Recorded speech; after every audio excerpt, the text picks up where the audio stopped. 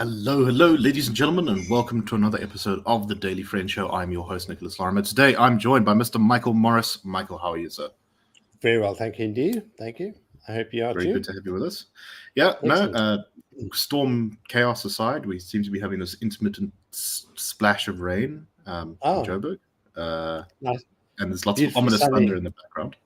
Really beautifully sunny here today, I'm pleased to say. So I do apologize. I have quite a thin roof, so I do apologize if the rain gets heavy during the broadcast, because you probably will be able to hear it. I'm also joined today by Mr. Hermann Pretorius. Hermann, how are you? I'm still slightly stressed from last night's match. I literally only got to bed at 2 this morning because I was so pumped full of adrenaline and angst that I cleaned the kitchen because I couldn't go to bed or sleep. So I've been terribly domesticated. My house is in a perfect state, but I'm wrecked as a person emotionally. Yeah, I mean, I don't watch a lot of sports, but man, that was a rugby game last night. Oh, I mean, to have a quarterfinal where it's the hosting nation who's one of the favorites against the defending champions, and one team pips the other to the post with 1 point. That was very exciting. Very exciting. Okay. We will actually get onto that rugby game, I think, a little bit later. But first, let's talk a little bit about the ANC government's complete and total obsession with Cuba. Something which I think continues to puzzle probably foreigners quite a lot. And to be honest, a lot of South Africans too. So the Auditor General has been looking into the details of the exchange program that the South African government runs with the Cuban military. Project Tusano, where the SANDF does a number of things in cooperation with the Cuban military. It sends vehicles to get repaired, to be maintained by the Cubans. I don't know why. And also it receives various kinds of training from the Cuban government. Well, the Auditor General's report has found that medical training for South African troops in Cuba was 136% more expensive when compared to an equivalent tertiary course in South Africa. And that the Department of Defense could have saved 122 million rand if the soldiers had studied locally in South Africa. But that's not all. Looking into the entirety of this thing, there was an irregular spend of 308 million rand on the project in just the last financial year. So, I mean, this is a question we come back to every now and again. But Herman, let me start with you. Like, why is the government so obsessed with this expensive nonsense of training with Cuba? Cuba is not known as the world's, it's not like the world's most efficient, effective military. They're better than some. The Cuban military is not completely, without its strengths and competencies, but it's also not even close to the world's best. So why are we paying all this money to cooperate with a very far away country that doesn't trade much with us? Well, in the first part of your question, you said, why does the government do this? And I think the word government there is the problem.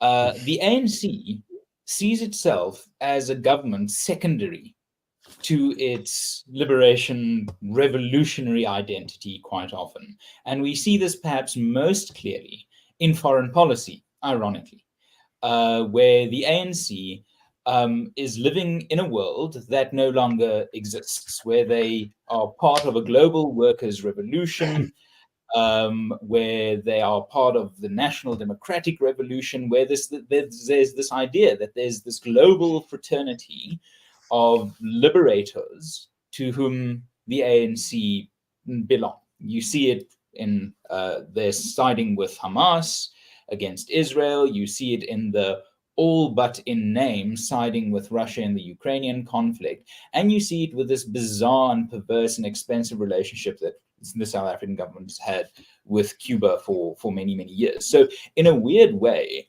foreign policy and defense policy, military policy, these have become these last vestiges of a romantic notion of what the ANC considers themselves to be, this revolutionary movement that wants to get rid of capitalism as it is, this hangover of a colonial imperialist past, and there's something pathetically, romantically Leninist about this. So there is no practical reason to send vehicles or soldiers or doctors to Cuba for training. Absolutely none at all. You can get the same training here locally, or frankly from the African Union, or from programs from the US, or the EU. I mean, there are other opportunities. I mean, what's all the point of sucking up to China so much if we're not going to get military medical training from them? I mean, that's a bloody good point. But at the end of the day, it becomes a thing that the decisions made in this regard aren't decisions ultimately made for what's bang for buck for the taxpayer, what's the best interests of the country. It really becomes a sort of a hangover, a last pathetic hurrah of a revolutionary force that's been in government for 30 years and still somehow considers itself as part of a global socialist brotherhood that must bring down the capitalist West. I can't explain it any other way, because even if there might be some corruption, which is quite possible, I don't know how that would work. Even if there is that component of bad spending and splurging and patronage, if it goes through Cuba, it's still connected to this sort of bonhomie of the socialists of yesteryear. It is bizarre, it is odd, and it's so blatant. I think is something that is quite. South Africans have sort of we've become numb to the wasting of millions of hundreds of millions of rands, and somehow I don't know, this something like this in a country like the UK, whose politics I follow quite closely, would have been enough to end the career of the foreign secretary or the defense minister or whatever. So it's a bit, we laugh because we cannot cry, but we also need to realize that this is 100 million, or well, how many millions of rands that we really could have used elsewhere. So actually, while you were talking, I was thinking to myself, in terms of rands, what actually is the trade that South Africa does with Cuba? And from the data I could find, it's about somewhere around just under 40 million rand in trade per year. So that means 40 million, four zero with 6 zeros, 40 million. In 2022, I mean, there are houses worth more. In 2022, the South African government gave a 50 million rand donation of food aid to Cuba. So it is a completely artificial relationship that is entirely propped up. Basically, the only thing we seem to buy from Cuba is some tobacco products, so basically cigars. Michael, what do you make of all this? I mean, it is sort of bizarre how, and I think it really does show how strongly the ANC is controlled by its ideological view of the world, that it pursues this relationship, not really to any benefit to itself or the country. No, exactly, and it's actually very hard to improve on everything that Hermann has said. This whole thing just presents the ANC as old-fashioned and effete. We're living in a world in which it is now quite obvious that the only liberationist force to speak of is the free market. The free market comes with problems of its own. Those we can deal with in an open and liberal and democratic society. But this idea of these, this kind of sentimental attachment to fraternal relations with liberationist, the liberationist brotherhood, as I think Hermann put it, is really just it's nostalgia, and it's wasteful, and it's actually rather silly. It's either sentimental or indeed it's immoral. It can be vile, as in the case with Hamas. That's we can say that quite clearly. And just to waste all this money on propping up this skeleton of a piece of now almost ancient nostalgia for a socialist world that is long since faded away, is really just criminal. It's just ridiculous. As Hermann says, in any other self-respecting society, any minister proposing such a thing, imagine Britain sending sending its troops off to Finland or to somewhere else for 136% more expensive training than they could get at home, or in America or in Germany. It would just be completely bizarre. So yeah, a rather tragic illustration of the blindness, in fact, of our own government to the folly that they're engaged in. Yeah, and of course the fact that Cuba remains a one-party state, sort of openly so. One of the few left in the world. I think the only other kind of one-party states are places like North Korea, China, and I think that might be about it. And Cuba. There are very few left in the world, and obviously that's a horrific form of government. It's so anachronistic. It's just something to just also keep in mind is I do think this is in a weird way also the last gasp of a generational desperation that the ANC has. You do have people like Naledi Pandor, Ramaphosa. These are still, the final generation of people who might actually have participated in the struggle, actually seen that brotherhood of liberation movements in action, having received support, training, whatever. So they might still be these last vestiges of a memory of collaboration. But the next generation of the ANC will really face a bit of a problem. Do they try to maintain this nostalgia? Because that would even be more silly than it is currently. But I do think that we are seeing the dying kicks of the ANC as a liberation movement, and the credibility is stretched thin, as it were, already now. But it's becoming close to a point where the ANC won't even have its memories to form an institutional identity around, purely because of a generational shift. All right, let's move on to our next story. This is where we're going to come back to the rugby game from last night. The SABC is looking at another bailout because it's in this financial trouble. It's been in management trouble. Things have been really bad, especially since the tenure of Hlaudi Motsoeneng, who infamously, among other things, while running the SABC, would open morning broadcasts with a choir of praise singers literally praising his name. He's gone on to start his own political party, which didn't do very well. But anyway, the SABC is asking the ANC and government to put forward a new provision in a bill to reform the way that the SABC is funded. So currently, the SABC is supposed to be funded not just through the taxpayer, but also primarily through TV licenses. However, only about 16% of South Africans currently pay their TV licenses, and the revenue, the amount that they're actually collecting is massively decreasing. According to the annual report for 2023, more than 4 billion rand was billed for TV licenses, but only 775 million was actually collected by the SABC. So the SABC says that what they need to do is have a household levy where all devices, including radios and cell phones and such, will you'll have to, if you own any of those, you'll have to pay a levy to the government. Now, there are some legal questions as to whether this is actually possible, but it makes me think about the SABC as an organization. It is still by far the most sort of widely watched, I think, program in the country. All the SABC channels provide an enormous amount. Lots of people listen to, I think it's Ukhozi FM, the Zulu radio network.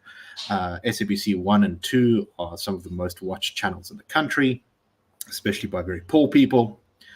And yet the quality of the SABC is just not great. So I actually was watching the rugby game last night on SABC 2, and it had two commentators who, from my layman's perspective, did not seem particularly knowledgeable or professional. They were great fun, but it really wasn't like up to a sort of great standard. It was also kind of a little bit confusing because they were doing the commentary simultaneously in English, Afrikaans, Tswana, and Xhosa. And the commentators would switch randomly between them, which was very disconcerting to kind of follow the plot. Also getting emotionally involved in the match getting upset at the ref for making bad calls, and it was more like watching with your uncle than actually watching with professional sports commentators. But on top of that, then when they cut to the sort of middle segment where they, do the talk in the middle of the show, and I think this is emblematic of kind of the general quality of SABC programming. Firstly, the set looked really cheap, crappy. They were being sponsored by one of those kind of dodgy sports betting firms, and also, the entire time, the camera just sort of drifted around the stage in this really disconcerting way that made one feel ill. And I've never quite seen television like it, except on the SABC.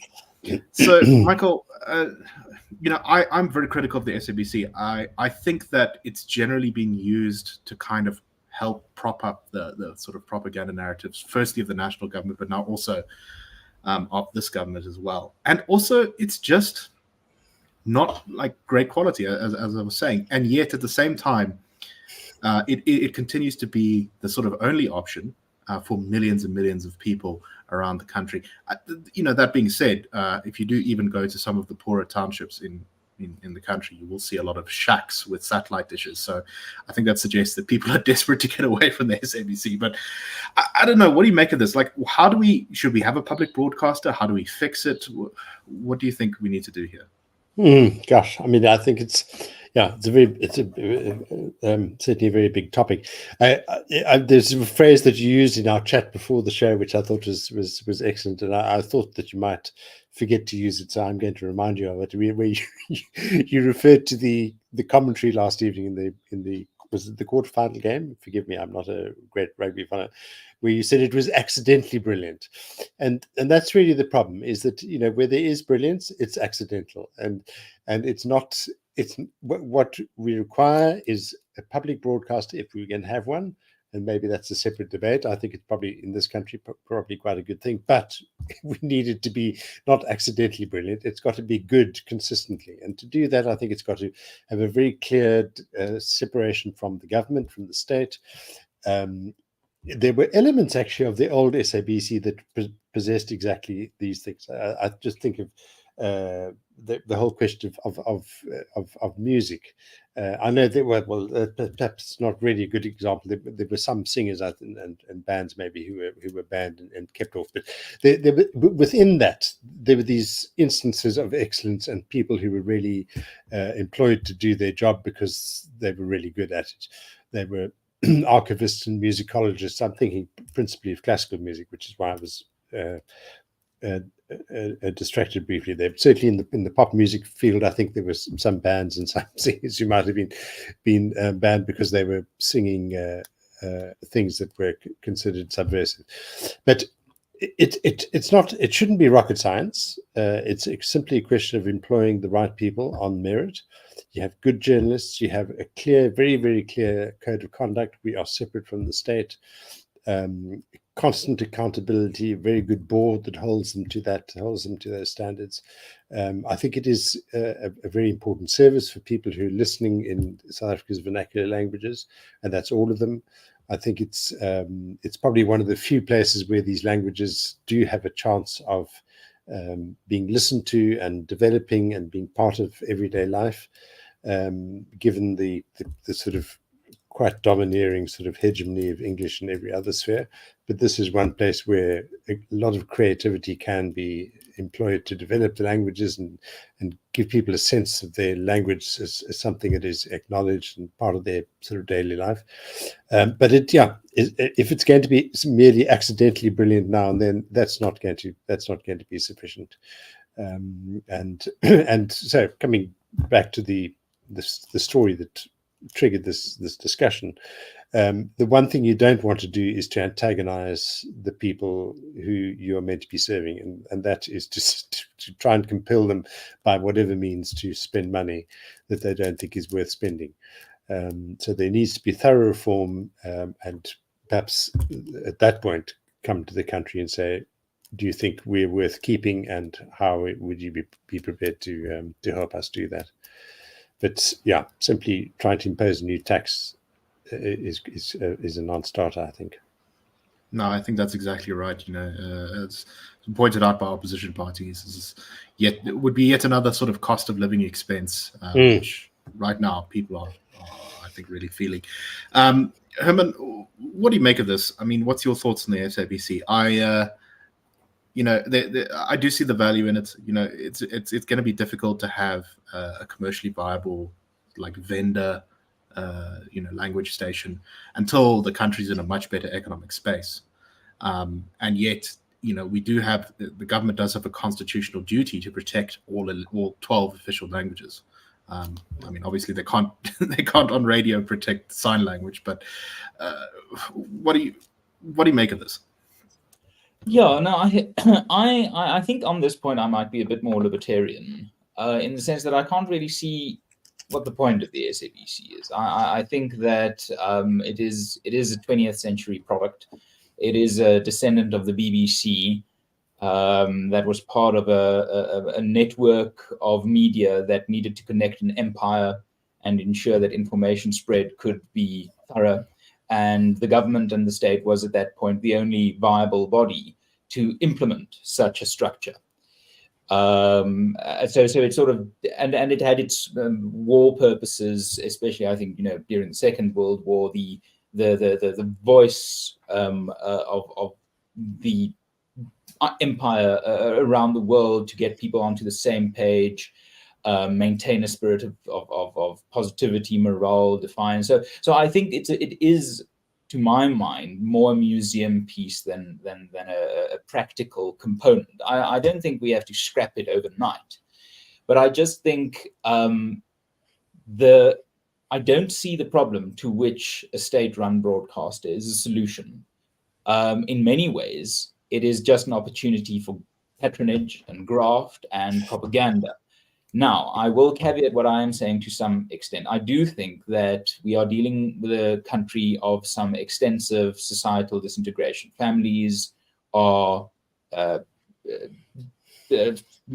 fractured, fragmented, and elderly people most often suffer. And I know radio has become a weird social protective buffer for many, many older South Africans from actually across all demographics, from the middle class all the way down. When you're an elderly person, your eyesight is going, you can't watch television, you can't read newspapers anymore. Quite often the only sense you have left is hearing, and then radio becomes a sort of a companion. So I don't think it is too easy to just dispose of it. And we have to also deal with the fact that many elderly South Africans won't be able to, if it was a fully privatized service, perhaps from the get-go, afford a subscription service to a private radio or something if we were to have an explosion of Netflixes in South Africa. That said, I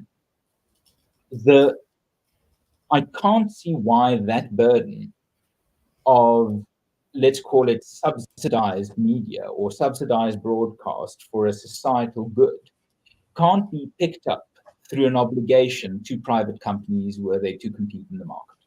If you were to say, look, we are shutting down the SABC, we are auctioning off its assets, we are opening the channels, the airwaves for competition, for bidding, but part of what you must offer as a participant in the market is free services, a bit like Mnet Open Time, that you could, there was, so there are ways of solving the problems that I think a century of broadcast media have invisibilized, but we are just aware of them from a social perspective enough to know that just shutting down something like the SABC and not getting something in its place that caters for society, socioeconomically deprived people who really are emotionally sometimes quite vulnerable and dependent on, connected to the world through these things. There are more creative ways of ensuring that. My problem with the SABC is it's more so today now in terms of an avenue for corruption and patronage than propaganda, because I think it has lost a lot of its propaganda appeal just by losing credibility, where under apartheid, the SAIK was, of course, perhaps less corruption-y, but definitely more propaganda-y. So my fear with the state broadcaster is that it opens itself up to these two abuses, But I think there is a role for government to ensure that there's an open market, but there is something of a societal social obligation to ensure a broadcasting access network to people who really can't afford it, to fulfill that social good, to ensure that there is a connectivity, especially in a country where our societies are as fragmented and fractured as they are. Michael, any final thoughts on this before we move on? Yeah, I go quite a bit of the way in agreeing with you there, Hermann. But I still think the state can have a role in these things. I'm not necessarily one who believes that they're giving stuff to the private sector is automatically a solution. The private sector, I think, has to be watched as closely as any state does because it's prone to exactly the same abuses. But it is just a question of finding a sensible way of doing it. And I think that's certainly something where you could have collaboration with private players, and perhaps the very notion of a huge state corporation in 2023 is somewhat anachronistic. I think the BBC is probably quite a good example, but I know there are lots of people who criticize the BBC, but it does, it's got a pretty solid institutional tradition of behaving in a certain way, and being accountable and so on. So regardless of what one thinks of its news side, its entertainment side is consistently among the world's best. What I would add to that is it was pushed in that direction quite often by competition from ITV and Sky. So the state, I think we're in agreement that the state can play a role, but then it comes back to the bang for buck. You cannot just shift the burden of R1 billion of failures to the poorest people in the country. No, exactly. And I think also, who decides what's good for people? I've often felt this about languages that become extinct. Maybe there's a kind of sadness that goes with it, but should somebody step in and prevent that? Can we redirect history because it makes us uncomfortable? Perhaps not.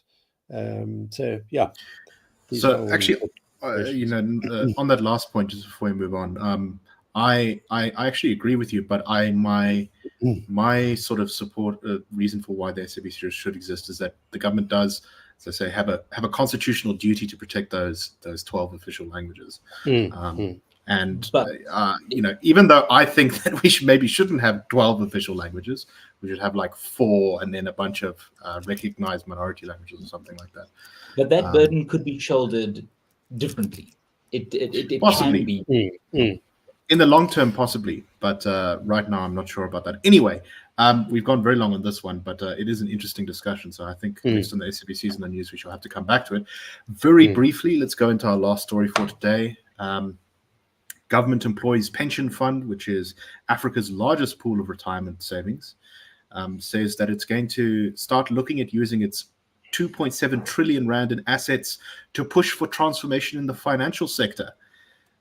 The chairperson speaking to the media said they were seeking to level the economic playing field in South Africa because the country's story is incomplete, and that they want the Public Investment Corporation to direct the funds of its 1.2 million members towards more transformed entities.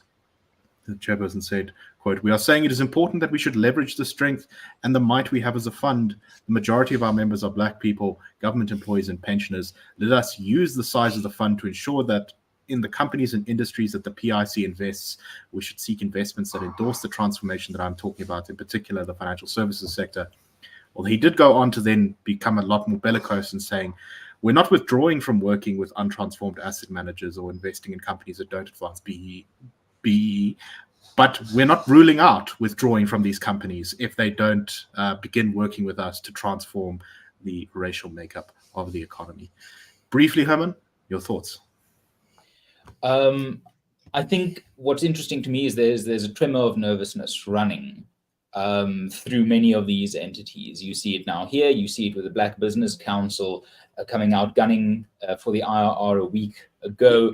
There is a shift coming in terms of whether race-based policies like BEE being so vulnerable, built into their DNA for corruption and patronage and abuse and caterism as they are, whether that is sustainable. And I think we are sensing a shift in where the country is in that regard. That's why these things, 10 years ago, this wouldn't even have been necessary to say, or for the guy to be bellicose about this. It would have been accepted wisdom. Yes, of course you should support Black entrepreneurs. That's the way to go.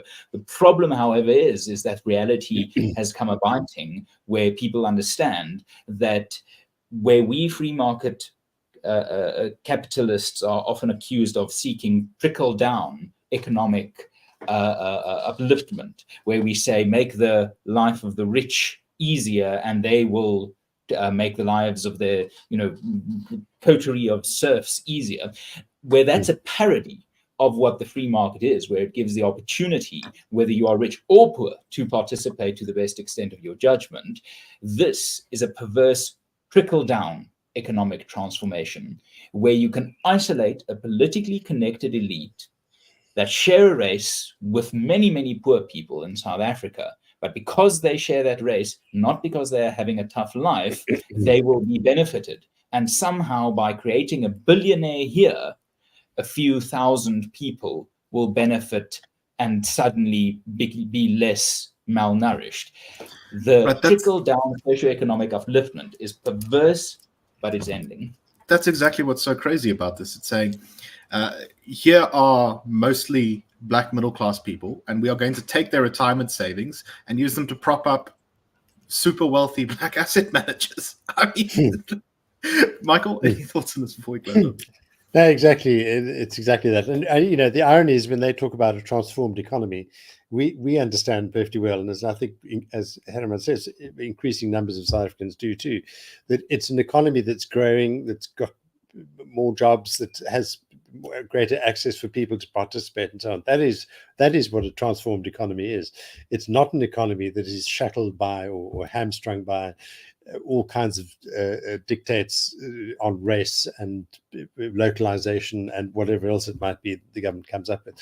It's a kind of economy that is a strongly free market one, that is growing, that is generating profits and generating income for people in pension funds, which is exactly what the members of this, the GPF funds, are seeking. So that's what a really transformed economy is. It's not the one that they're looking at or suggesting. Exactly. Anyway, we are we are going over time now, so I think we're going to call it there. But thank you very much, guys, and we hope that you found the show interesting. We'll be back tomorrow on the Daily Friend Show. Cheers, everyone.